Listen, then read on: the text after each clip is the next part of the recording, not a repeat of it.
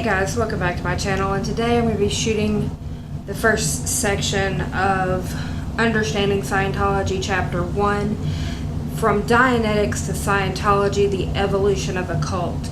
Now I'm going to be shooting this kind of over a few days. This chapter is very long and packed full of information, so I want to make sure that I can break this all down for you, and I'm going to put it all together at the end. So you may notice a kind of involvement of makeup and outfit changes throughout this video, but this is all one chapter and it's going to be just a culmination at the end. So get something to eat, get something to snack on, and stay tuned.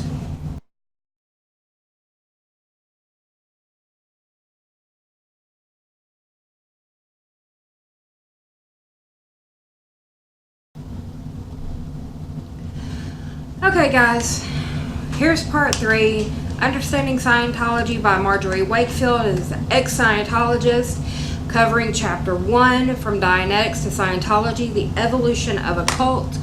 First two parts of this, we've covered kind of L. Ron Hubbard's childhood into his early adulthood, him writing Dianetics, kind of the early formations of Dianetics. We've just got into the early years of the Church of Scientology and all of that. Now we're getting into more of Hubbard's paranoia in the early years of Scientology.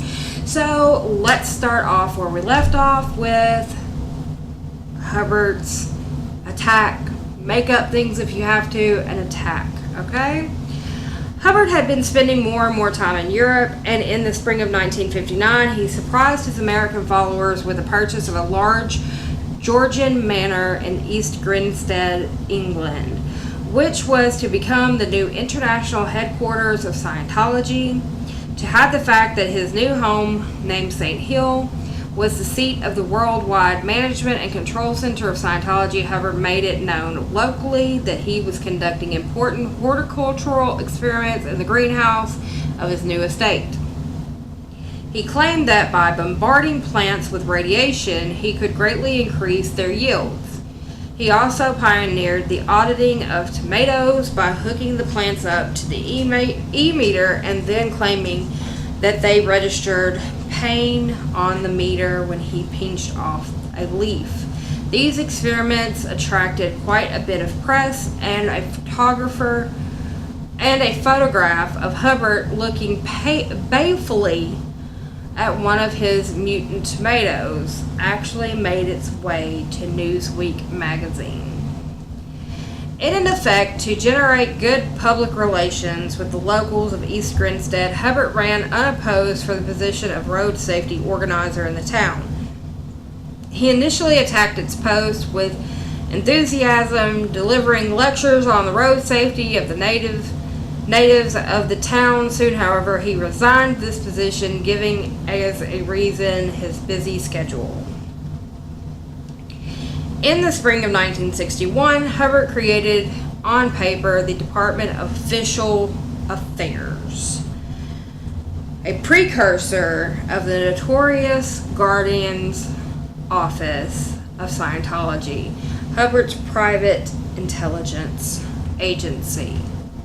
In March of 1961, Hubbard created the St. Hill Special Briefing Course, a comprehensive training course for auditors on which students had to listen to as many as 600 tape-recorded lectures, each 60 or 90 minutes long, of Hubbard droning on about some esoteric aspect of auditing. Soon, throngs of students from the United States and other countries were arriving at St. Hill for highly regarded privilege of studying directly under Ron, who presided as Lord of the Manor. The Hubbard family, which had expanded by now to include 2 more children, lived in style at St. Hill. They had a personal staff of 7, including the butler for Ron and a nurse and tutor for the children. The butler would serve Hubbard his accustomed drink, Coca-Cola, on a silver tray. At St. Hill, Hubbard instituted the practice in all Scientology organizations of security checking, interrogations carried out on the e-meter. The sec checks probed for any and all incriminating information about the person's past and current life. The dossier, so compiled on every person in Scientology, was forwarded to St. Hill, where it was filed to be used at a later time against the person should he decide to defect from the organization.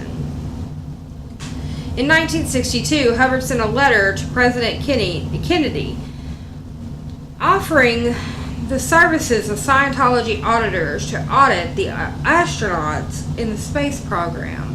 Auditing, Hubbard claimed, could greatly increase reaction times and other abilities critical to the astronauts. Hubbard was deflated when he received no reply to his letter.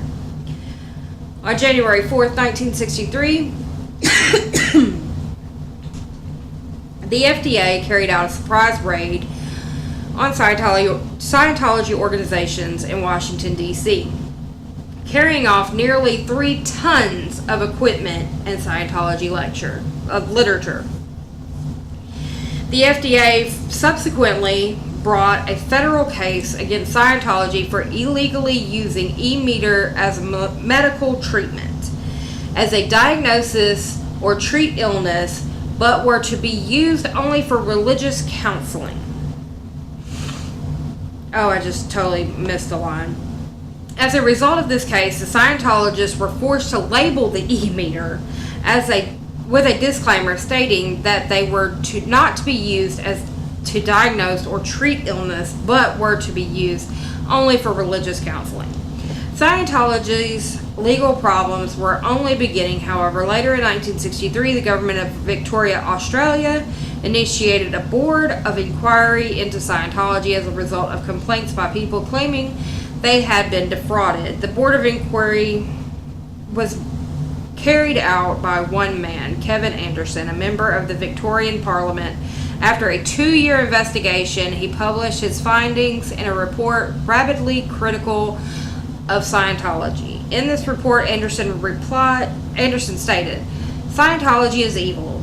Its techniques evil. Its practice is serious threat to the community, medically, morally, and socially, and its adherents sadly deluded and often mentally ill."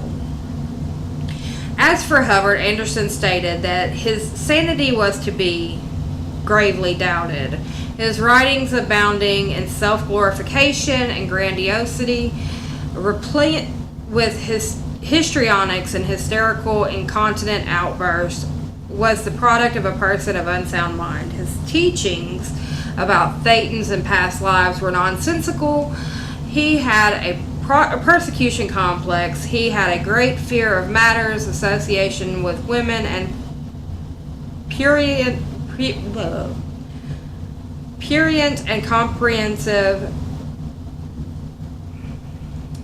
The words are not working with me today. And compulsive urge to write in the most disgusting and derogatory way on such subjects as abortions, intercourse, rape, sadism, perversion, and abandonment. His propensity for neologism was commonplace in the schizophrenic, and his compulsion for invent increasingly bizarre theories and experiences was strongly indicative of a paranoid schizophrenic with delusions of grandeur symptoms. Anderson added, common to dictators. And seriously, that is one thing I've always thought about L. Ron Hubbard.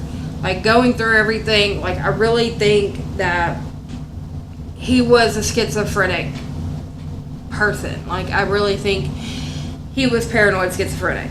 And I think it got worse and worse and worse. And his writings are really all over the place. I don't see how people, like, really kept up with it. His lectures really kind of bounce all over the place. And it's strange to me. Scientology is a delusional belief system based on a fiction and fallacies and propagated by falsehoods and deceptions. What it really is, however, is the world's largest organization of unqualified persons engaged in a practice of dangerous techniques which masquerade as mental therapy. So true. As a result of the Anderson Report, the Victoria Parliament passed the Psychological Practices Act, banning the practice and teaching of psychology in that province. The Scientologists responded by simply changing the name of the Victorian Church to Church of the New Faith, in which they continued to teach and practice Scientology. In 1966, possibly taking the cue from the Victoria Inquiry, Health Ministry Kenneth Robinson of the English House of the Commons was asked to begin an inquiry into Scientology. Hubbard responded to these attacks by creating a new branch of the organization, the Public Investigation Section, staffed by private investigators who would compile dossiers on each of the enemies of Scientology. One of the investigators was given the task of investigating and compiling a dossier on every psychiatrist in England. The Public Investigation Section soon evolved into the Guardian's Office of Scientology, a private intelligence organization designed to deal with any threats to Scientology. Mary Sue Hubbard was appointed the controller of the GO. Meanwhile, as Hubbard had been spending his time refining the tech and the organizational structure of Scientology, a system of ethics was introduced as a form of social control within Scientology. The lower level auditing was standardized into a series of hierarchical grades of auditing through which each pre-clear would progress to the road to clear.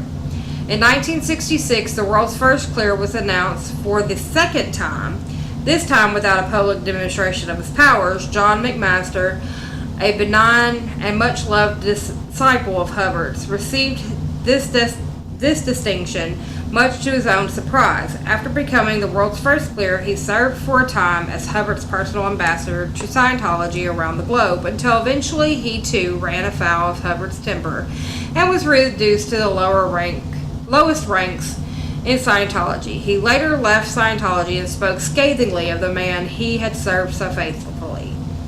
In 1966, Hubbard journeyed to Rhodesia, having discovered in auditing that in one of his past lives he had lived as Cecil Rhodes, the British financier and administrator of the country. Hubbard had for some time been looking for a more accommodating country in which to establish the world headquarters for Scientology, and was perhaps with this in mind that he had made his journey to Rhodesia. Arriving in Rhodesia, Hubbard set out to conquer the hearts and minds of those in power, socializing with all the right people and speaking on public television in order to ingratiate himself with the natives of Rhodesia. In the end, however, what he accomplished was to completely alienate Rhodesia officials with his opinionated views of Rhodesian politics. He also was expelled from the country. If Hubbard's ego was temporarily deflated by his enforced exile, it was restored when he arrived back in England, where he was welcomed by hundreds of jubilant, cheering Scientologists at the airport. In 1966, Hubbard wrote a policy stating that he was resigning his position of president and executive director of Scientology, probably for legal reasons. However, evidence and witnesses to the contrary prove that Hubbard remained in direct control of his church and its bank accounts for many years to come. Back in England, Hubbard was soon feeling the heat. Scientology had become a subject for debate in British Parliament. There had been a recent scandal in East Grinstead in which a young girl, a Scientologist with a prior history of schizophrenia, was discovered by police wandering in the streets in the middle of the night in an incoherent condition. The police began to interrogate Scientologists as they arrived at St. Hill. Eventually, the British succeeded in using the Aliens Act to keep Scientologists out of the country. an action easily circumvented by the Scientologists, who would simply list their reasons for their visit to the country.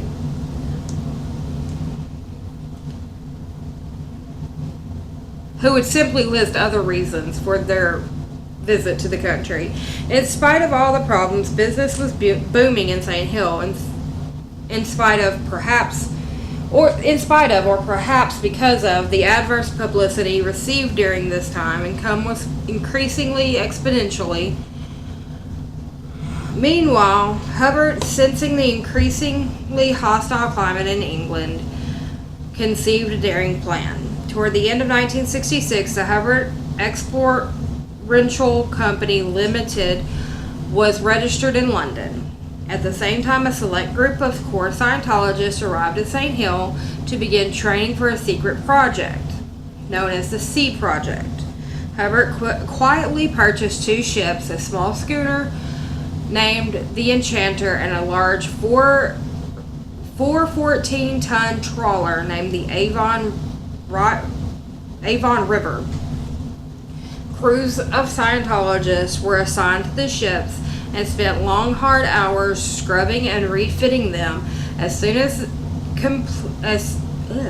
well as completing basic training in seamanship.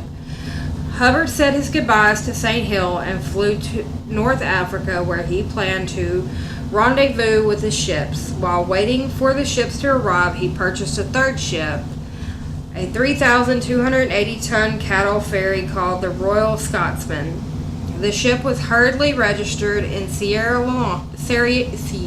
Leone to bypass British regulations, which prevented the ship from sailing. By now, the Sea Project, soon renamed Sea Organization, or Sea Org, as it is known today, was starting to take form. The Sea Org members were dressed in naval-looking uniforms and drilled in the basic points of seamanship in anticipation of going to sea. It was a daring plan in order to escape the regulations of troublesome bureaucracies and the investigations and inquiries of unfriendly governments. Hubbard simply withdrew to the one place where he could be free to govern Scientology without outside influences. DC. Miraculously, after a few frightening, near disastrous issues during the first trial runs at sea, the novice Scientology crews actually survived the vagrancy of the Mediterranean and managed to successfully pilot even the ungodly Royal Scotsman from one Mediterranean port to another.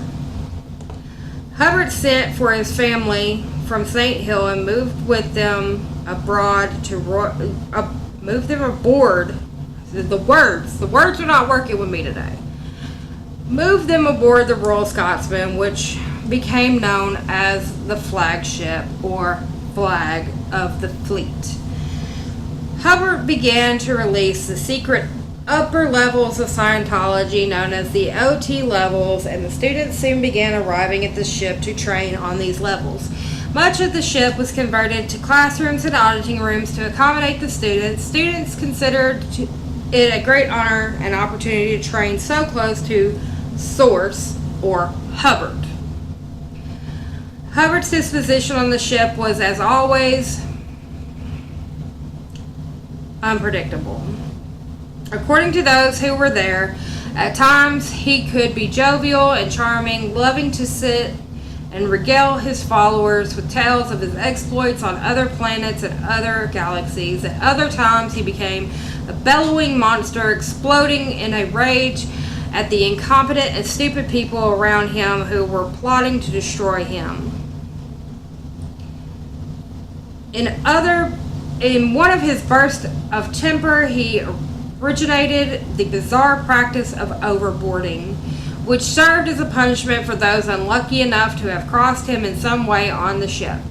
Early each morning, the students were ordered to line up on the deck of the ship while a list of names were read off of all the people who in some way failed on the previous day, either through technical errors in their auditing or in the performance of their ship duties.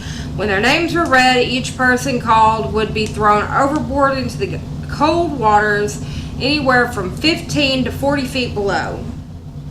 This was an understandably traumatic experience for the unfortunates to become this unfortunates to whom this punishment was administered particularly as no one was exempt from overboarding in virtue of age, young or old, or lack of ability to swim. This punishment was part of an elaborate system of ethics established early by Hubbard throughout Scientology. Another form of ethics that was common on board the ship was the imprisonment of offending Sea Org members and even children in the filthy and dangerous chain lockers in the bows of the ship.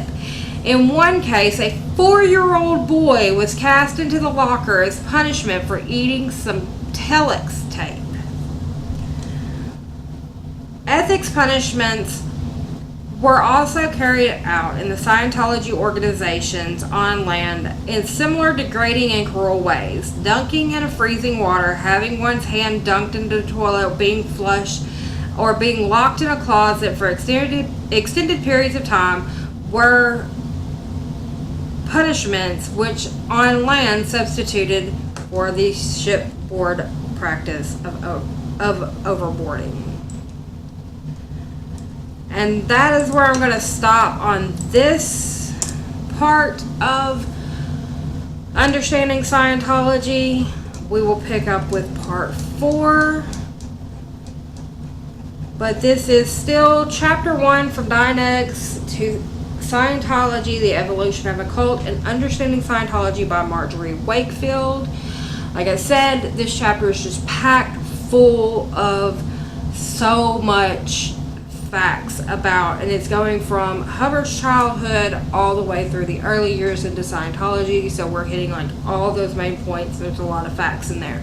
So it is taking me a whole lot of parts to get everything in there, but I just want everybody to understand where we are at. And I don't want to make like a huge long video. I want these to be like easily digestible so that it doesn't take you forever to watch it. Anyway guys, that's going to do it for this one, and I'll be back with another one.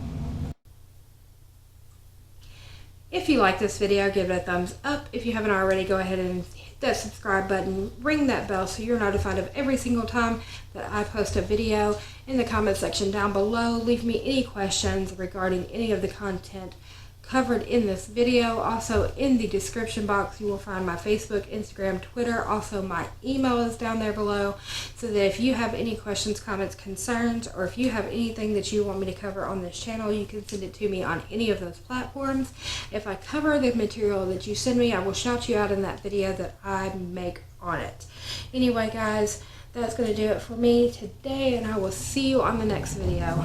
Bye for now.